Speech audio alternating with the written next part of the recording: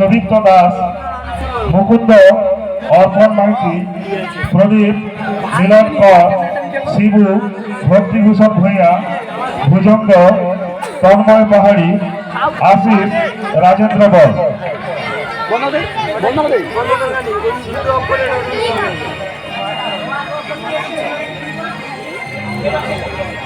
শুরু হচ্ছে নাটক জয়ন্ত চিতা।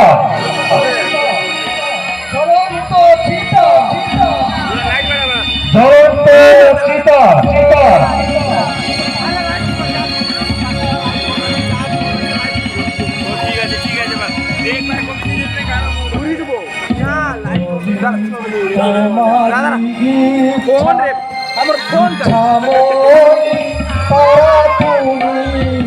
তোমার কর্ম তুমি করো মা, লোকে বলে করি আমি সকলি তোমারই ইচ্ছা, ইচ্ছা মোর তারা তুমি। তোমার কর্ম তুমি করো মা, লোকে বলে করি আমি সকলি তোমারই ইচ্ছা।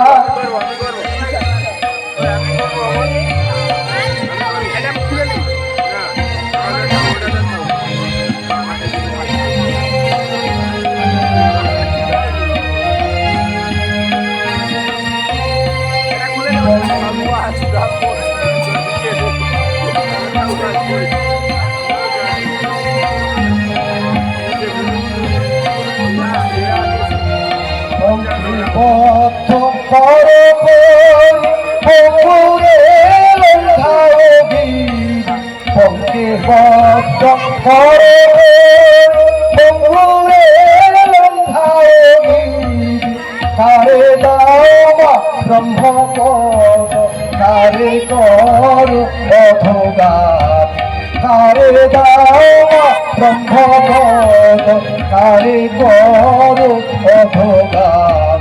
সকলি তোমারই ইচ্ছা, ইচ্ছা মোর তারা তুমি। তোমার কর্ম তুমি করো মা, লোকে বলে করিয়া সকলি তোমারই ইচ্ছা।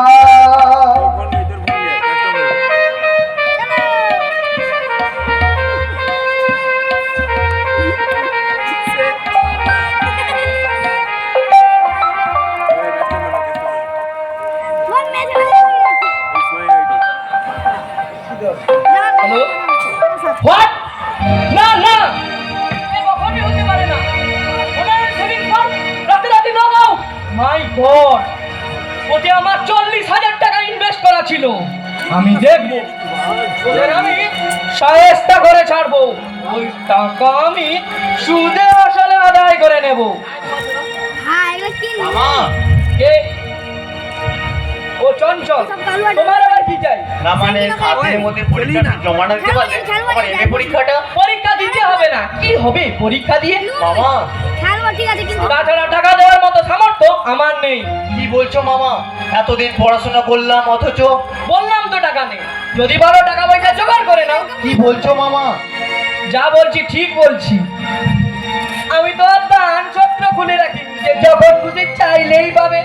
ইচ্ছে করলে মোট বইয়ে টিউশনি করে নিজের টাকাটা জোগাড় করে নিতে পার। তা হয়তো পারতাম, কিন্তু তুমি একদিন বলেছিলে আজে বাজে কিছু না করে মন দিয়ে পড়াশোনা করো।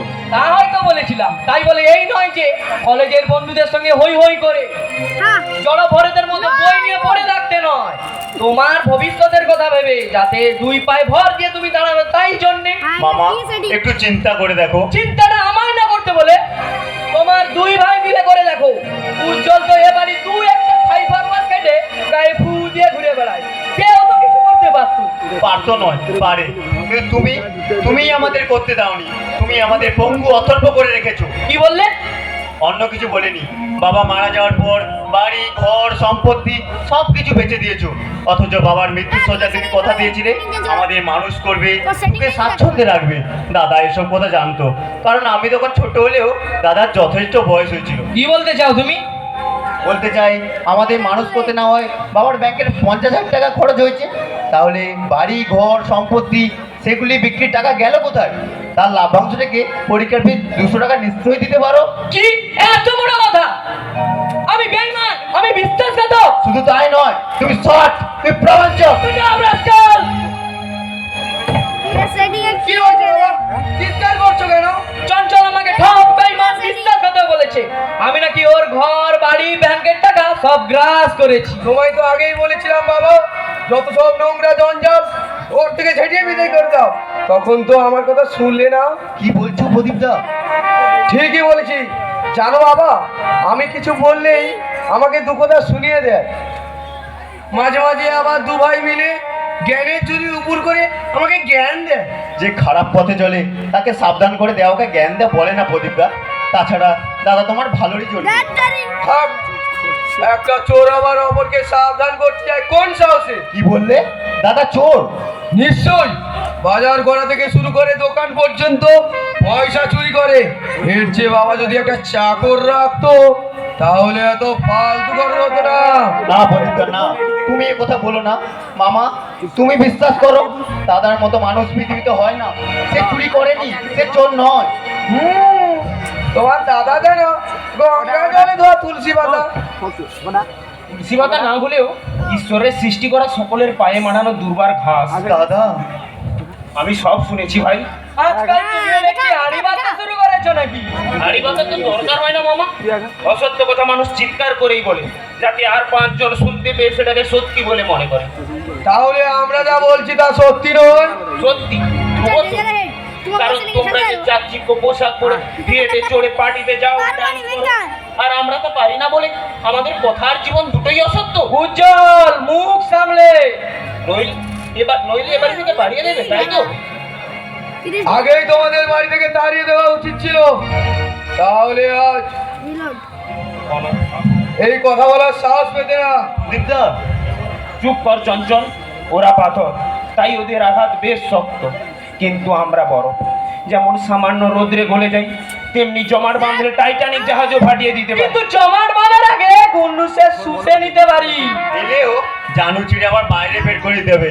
মনে রেখো, এমন একদিন আসবে তারই পবিত্র ধারা স্পর্শে তোমাদের মতোই কপট শয়তানদের মুক্তি করবে। বাবা, তুমি এখনো সহ্য করছো আর তোদের বাড়ি থেকে বার করে দিতে পারছো না? এমনি যদি না যায় শঙ্কর মাঝের চাবুক দিয়ে। থাক, তার আর দরকার হবে না। লোকে শুনলে বদনামের কালো রঙে তোমাদের মুখ দুটি ভর্তি হয়ে যাবে। তখন সমাজের লোকের সামনে মুখ দেখাবে কেমন করে? তার চেয়ে বরং আমরা দুই ভাই কাল সকালে পথে নেমে পড়ি। জীবনে যখন বাবা মার স্নেহ থেকে বঞ্চিত হয়েছি, তখন প্রাসাদে থাকার আশা করে লাভ কি? হ্যাঁ হ্যাঁ, তাই যাও। কাল সকালে যেন তোমাদের মুখ আমায় দেখতে না হয়। আয় প্রদীপ, চলে আয়। কি এবার কি বলে তো? তোমাকে কেউ আর হোটেলে পার্টিতে কলেজ বন্ধ করে যেতে নিষেধ করবে না। হোটেলে পার্টি থেকে রাত্রে গান শুনে এলে দাদার মতো কেউ জেগে থেকে দরজা খুলে দেবে না। আমি ফুর্তি করি আমার বাবার পয়সায়, কারো জ্ঞান শোনার মতো সময় আমার নেই, আর গ্রাহ্য করি না। করতে যদি টাকা পয়সা বেইমানি করে অসৎ পথে না আসতে। আচ্ছা, কি বললি?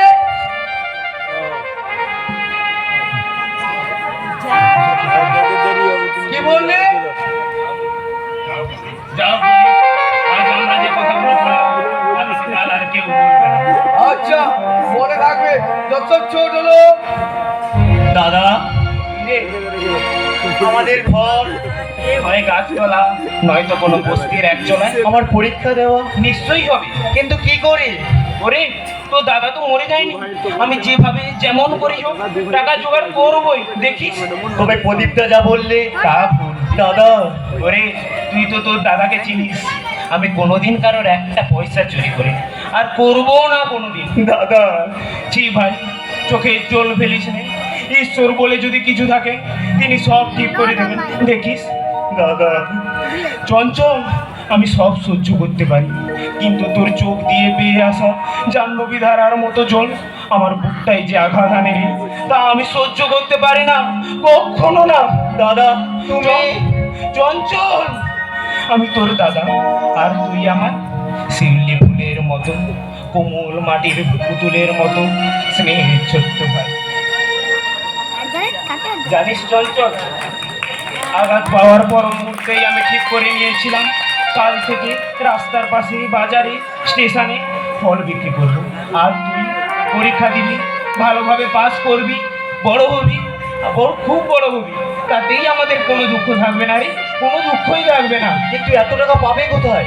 ওই সর্বদর্শী ভগবানের কাছে ভিক্ষা চাই, তিনি পরম পুরুষ, নিশ্চয়ই দয়া করবেন রে, নিশ্চয়ই দয়া করবেন। দাদা, চঞ্চল,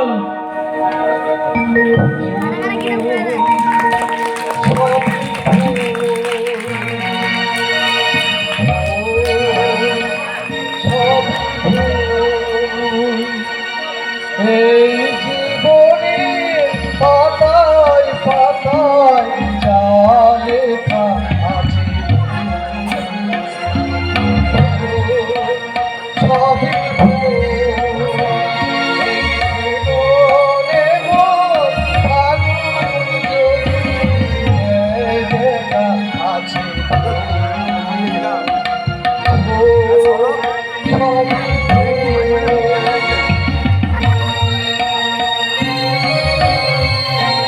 দাদা,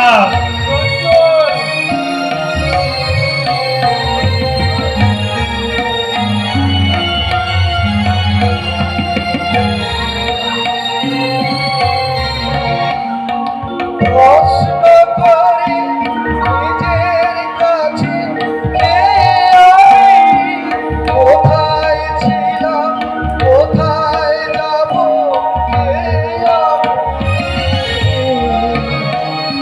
প্রশ্ন করে নিজের কাছে কে আমি, কোথায় ছিলাম, কোথায় যাব, কে আমি? মেঘের ফাঁকে সেই লেখা আছে ভুল, ভুল, সবই ভুল। এই জীবনের পাতায় পাতায় যা লেখা আছে ভুল, ভুল, সবই ভুল, ভুল, সবই ভুল।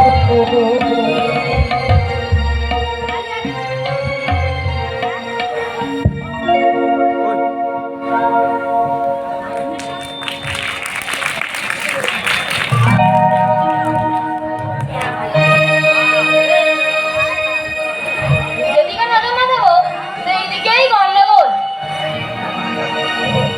হরে রাম, যাই ঘটনাটা জগন্নাথ ঠাকুরকে বুঝিয়ে দিয়ে আসি, একবার ঠিক করে মিলিয়ে নি।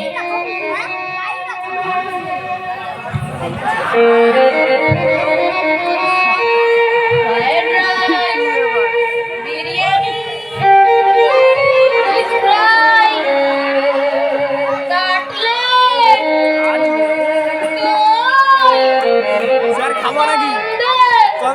রাবড়ি, পাঁপড়। বাপরে বাপ, এইটুকু পেটে কত খাবে? তবে হ্যাঁ, ভাগ্য আমাদের মতো চাকরদের। গরিবের ঘরে জন্ম হলেও খাওয়া দাওয়া ঠিক রাজবাড়ির মতো। আরে রাম, যাই কাজগুলো বুঝিয়ে দিয়ে আবার অন্যদিকে নজর দিতে হবে। এই যে মুকুন্দদা, শুনছো? হরে রাম, কে এমন সময় কাজে বাগড়া? ও দাদা বাবু, তুমি আসো আসো। এসেই তো পড়েছি। এসে পড়েছো তো বসো। অঞ্জন বাড়িতে আছে, ওকে একটিবার ডেকে দাও। অনুদাদা বাবু তো বাড়ি নাই, কর্তা বাবুর অতিথি আসবেন 7-8 জন। তাই তো কর্তা বাবু কারখানায় না গিয়ে অনুদাদা বাবুকে পাঠালেন। ও আচ্ছা, বলি যাচ্ছে কোথায়? একটু অপেক্ষা করো, দাদা বাবু এলো বলে কথা। আর যদি চলেই যাচ্ছ, কি জন্য এসেছিলে বলে যাও, তা নইলে লঙ্কা কাণ্ড হয়ে যাবে। জানো মুকুন্দদা, আমার একটা বিশেষ প্রয়োজন ছিল, পরে আবার আসবো তখন। তাই হবে। আমাকে আবার যেন শুধু শুধু বেগুনি খেতে না হয়। না না, এর জন্য তোমাকে বকুনি খেতে হবে না। তুমি বলবে কেন যে আমি এসেছিলাম। আই ডোন্ট লাইক টেলেলাই। বলা আমি পছন্দ করি না। আপনি তুমি আমার সঙ্গে পরিচিত না হলেও তোমাকে আমি দেখেছি বিজনেস কন্ট্রাক্টর ভুজঙ্গ চৌধুরী বাড়িতে তোমায় দেখেছি, আর অনুর সঙ্গে এ বাড়িতেও তোমায় দেখেছি। মাফ করবেন, আমি এখন আসি কাকা বাবু। তা কি দরকারে এসেছিলে বললে না তো? অবশ্য যদি আমাকে বলার মতো হয়। আমার কিছু টাকার প্রয়োজন ছিল, তাই এসেছিলে বন্ধুর কাছে টাকা ধার করতে, কিন্তু কি করে ভাবলে যে তোমার বন্ধু অঞ্জন তোমাকে টাকা ধার দেবে? ভাবাটা তো খারাপ না, বন্ধুত্ব আছে তাই তো এসেছে। আরে রাম, কই আমার কাছে তো আসেনি। তুই তোর কাজে যা, দেরি করলে ওরা সবাই এসে যাবে। আর তখন যত দোষ এই রাম শর্মার হবে। যাই কাজগুলো বুঝিয়ে দিয়ে আবার অন্যদিকে নজর দিতে হবে। তোমার নামটা যেন? উজ্জ্বল রায়। দেখো উজ্জ্বল, বর্তমান পৃথিবীতে কোনো বন্ধুই তার বন্ধুত্বের মর্যাদা দেয় না, আর অনু হয়তো দেবে না। ভেবে দেখো কি করবে। না দিলেও আমাকে মুটে মজুর খেটে টাকা জোগাড় করতেই হবে, নইলে আমার ভাইয়ের এমএ পরীক্ষা দেওয়া বন্ধ হয়ে যাবে। তা আমি সহ্য করতে পারবো না, কখনো না। কেন? তোমার মামার তো আর টাকার অভাব নেই। আপনার কথাটা হয়তো ঠিক, তবু দেননি, কারণ তিনি তোমাদের সর্বস্ব গ্রাস করে আজ সৌভাগ্যের উচ্চে বসে দাবার চাল চালছেন। আপনি কি করে বুঝলেন? দেখো, মানুষ চিনতে আমার ভুল হয় না। ব্যবসা সংক্রান্ত ব্যাপারে তার সঙ্গে আমার আলাপ থাকলেও তার মনের কথা আমি বুঝতে পারি। তাছাড়া কি? তাছাড়া তোমাকে দেখে অনুমান করতে পারছি যে তিনি তোমাদের তাড়িয়ে দিয়েছেন। কাকা বাবু, তা না হলে তোমার মতো সৎ চরিত্র ছেলে বন্ধুর কাছে হাত পাততে আসতো না। আমি এখন আসি কাকা বাবু, আমার দেরি হয়ে যাচ্ছে। শোনো, টাকার যখন এতই দরকার তখন না নিয়ে চলে যাচ্ছে যে? অঞ্জন যখন বাড়িতে নেই। অঞ্জন নেই তো কি হয়েছে, তার বাবা তো আছে। কাকা বাবু, এই নাও, এতে 500 টাকা আছে। আরে নাও নাও, সময় মতো ফেরত দিও, তবে সুদ লাগবে না। কাকা বাবু আপনি বেশি উচ্ছ্বাস আমি পছন্দ করি না, আর প্রশংসাও চাই না। আমার বেশি আছে, তোমারও প্রয়োজন, তাই দিলাম। তবে হ্যাঁ, তোমার ভাইকে বলো যেন পড়াশোনায় ফাঁকি না দেয়। কিন্তু আমার প্রয়োজনের চেয়ে বেশি টাকাটা। বেশি টাকা আছে রেখে দাও। কথায় আছে না, যাচা অন্ন আর কাঁচা কাপড় ছাড়তে নেই, কারণ ভবিষ্যতে কাজে লাগে। বাবা, আপনি ঠিক বলেছেন, ওদের কাজে কোনো গাবি না। দেখি উজ্জ্বল, তুই তোমার কাছে এসেছিল একটা জরুরি প্রয়োজনে, যাতে তোমার কাছ থেকে কোনো আঘাত না পায়, তাই আমি তার প্রয়োজন মিটিয়ে দিলাম। হ্যাঁ, কি যেন বলছিলে অনু? শ্রমিকরা? হ্যাঁ বাবা, শ্রমিকরা আপনার কাজে ও কথাতে সন্তুষ্ট হয়ে নতুন উদ্যোগে কাজে লেগে পড়েছে। শুধু শ্রমিকরা নয়, ওদের ইউনিয়ন নেতা সুদে বিশ্বাস আপনাকে পুরোপুরি বিশ্বাস করেছে, এবং সে তার দুষ্কর্মের ক্ষমা চাইতে আপনার কাছে আসবে বলেছে। অন্যায় তো তারা করেনি অনু, অন্যায় আমারও ছিল। আমি ভুলে গেছিলাম, যেমন প্রজা ছাড়া রাজা হওয়া যায় না, তেমন শ্রমিক ছাড়া কারখানার মালিক হওয়া যায় না। হ্যাঁ উজ্জ্বল, একটা কথা মনে রেখো, তোমার ভাইকে এমএ পাস করাতেই হবে। এই উজ্জ্বল, হাঁ করে তাকিয়ে কি ভাবছিস? ভাবছি এই পৃথিবীটা এখনো সম্পূর্ণ বিষাক্ত হয়ে যায়নি। একদিকে যেমন পাপ, লালসা আর বেঈমানি আছে, অন্যদিকে তেমন পুণ্য, উদারতা আর মনুষ্যত্বও আছে। আর কাকা বাবুই তার জল জ্যান্ত প্রমাণ। এই তোর কি হয়েছে আমায় খুলে বলতো।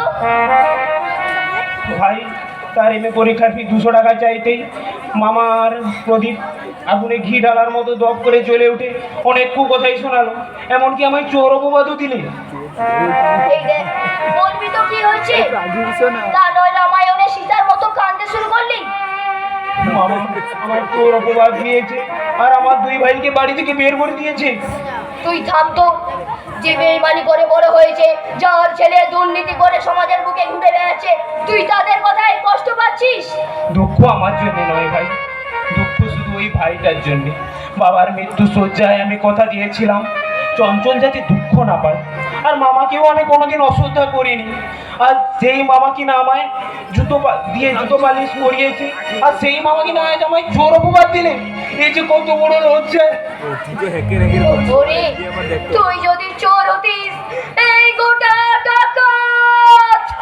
অঞ্জন, ওরে তুই যদি চোর হতিস আমার মায়ের এত দামি নেকলেসটা হাতে পেয়ে ফেরত দিতিস না। থাক সে কথা, চল ভেতরে চল, মার সাথে দেখা করবি। নিশ্চয়ই তোর কিছু খাওয়া হয়নি, কিছু খেয়েও যাবি। আজ নয় ভাই, অন্য একদিন আসবো। আজ কাকাবাবু আমার যে উপকার করলেন তা আমার কল্পনাতে। তাই আমি ঈশ্বরের কাছে প্রার্থনা করি পরের জন্মে যেন কাকাবাবুর মতো মহান ব্যক্তির পুত্র হয়ে জন্মে সেবা লাভ করতে পারি। উজ্জ্বল, আমিও প্রার্থনা করবো ঈশ্বরের কাছে যেন জন্ম জন্ম তোর মতো বন্ধু লাভ করি। কি বল? তুই একটা পাগল।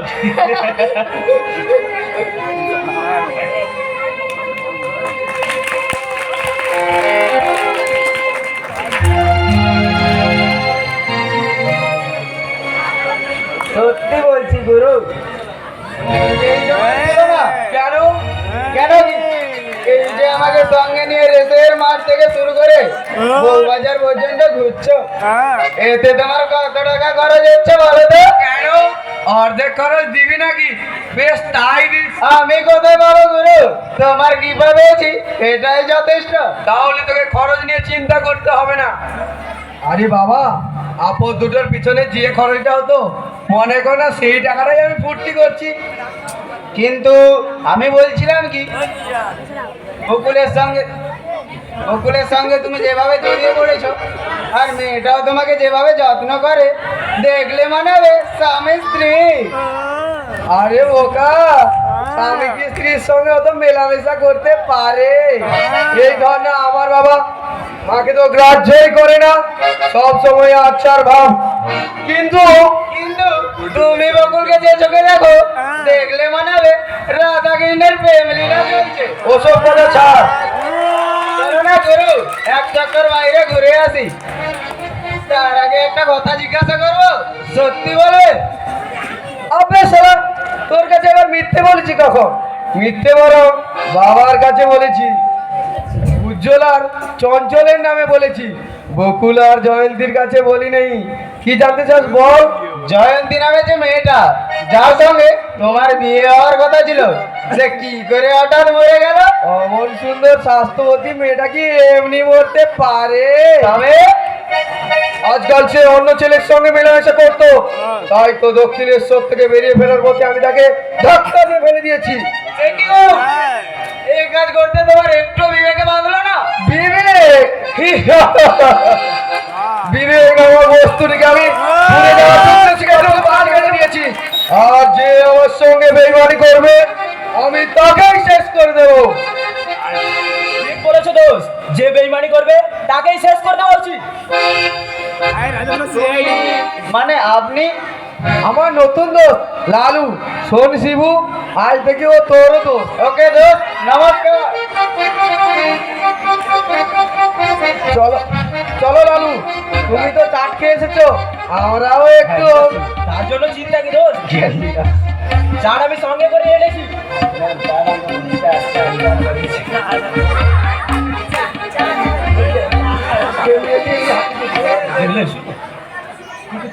হ্যাঁ, কি যেন বলছিলে? শেষ করে দেওয়া উচিত, তার মানে?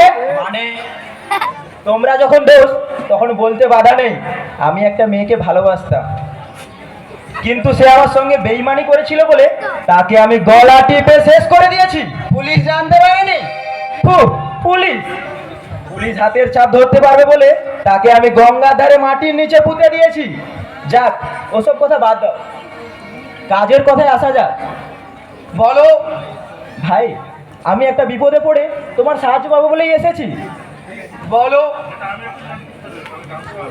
আমি একটা স্মাগলার পার্টির সঙ্গে যুক্ত ছিলাম, তাদের ওই চরস, গাঁজা, আমেরিকার সোনাও পাচার করতাম, প্রচুর টাকাও পেতাম। কিন্তু একটা সমস্যা দেখা দিয়েছে, এ ব্যাপারে পুলিশ কিছুদিন আমার উপর লক্ষ্য রাখছে। আমার কাছে প্রায় কিলো খানেক গাঁজা আছে, কোথায় কিভাবে যে বিক্রি করি। আবে দোস্ত, ওর জন্য ঘাবড়াও মত, আমি সব ব্যবস্থা করে দেবো। কি গুরু, করা যাবে না? তুই যখন বলছিস নিশ্চয়ই যাবে। অশেষ ধন্যবাদ। আমি তাহলে আজ সন্ধ্যায় জিনিসটা নিয়ে আসবো, কারণ টাকাটা আমার বিশেষ প্রয়োজন। তুমি তাহলে ওটা শিবুর হাতেই দিও, ওই সব ব্যবস্থা করে দেবে। বেশ, আমি তাহলে আজ সন্ধ্যা 6টার সময় কলেজ স্ট্রিটে কাঞ্জিলালের দোকানের সামনে অপেক্ষা করব। তাই হবে। আচ্ছা ওকে দোস্ত, বর্তমানে লালু তার জীবনে এমন দুজন সঙ্গী পেয়েছে যাদের কথা সে কোনোদিনও ভুলবে না, কোনোদিনও না, কোনোদিনও না। হাসছো যে গুরু?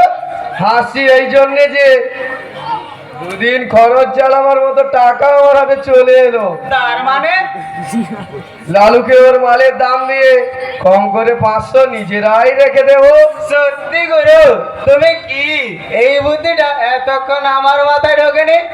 আচ্ছা গুরু, আমিও তাহলে কাট।